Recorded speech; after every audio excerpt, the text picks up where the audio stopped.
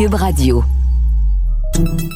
Salut, c'est Charles Dran avec l'équipe dans 5 minutes. On s'intéresse aux sciences, à l'histoire et à l'actualité. Aujourd'hui, on parle de pommes de terre. Connaissez-vous la super patate?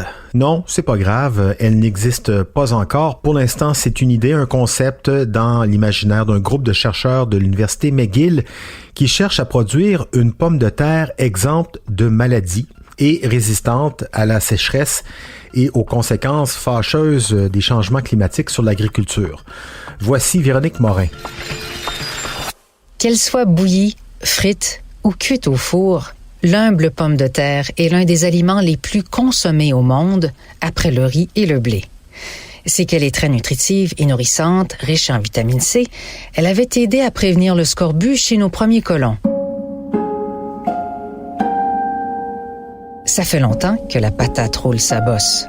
On la retrouve dans les temps anciens, il y a plus de 10 000 ans, alors que les indigènes de l'Amérique du Sud ont commencé à la cultiver. Parce qu'avant, la patate était une plante sauvage et non comestible. On doit donc beaucoup aux Autochtones qui ont réussi par croisement naturel, il y a des milliers d'années, à cultiver la pomme de terre pour en faire des espèces que l'on retrouve aujourd'hui dans nos assiettes et nos sacs de chips. Mais avec les besoins grandissants en alimentation de notre planète et les événements météorologiques imprévisibles des changements climatiques, les cultures de pommes de terre sont souvent vulnérables.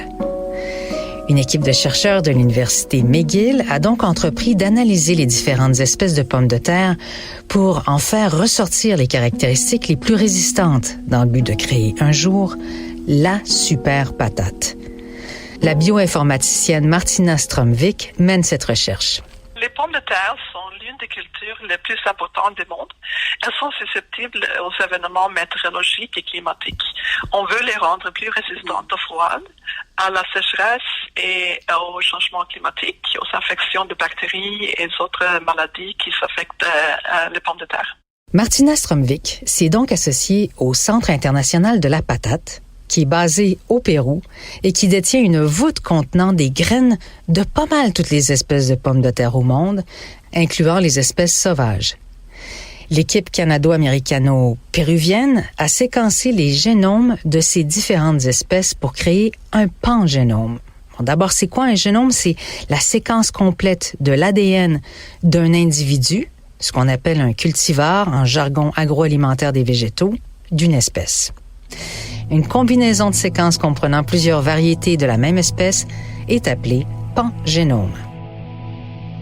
Cette quantité gigantesque de données permet de voir la diversité génétique de la pomme de terre et d'identifier les caractéristiques génétiques résistantes qui pourraient être reproduites dans les cultivars modernes.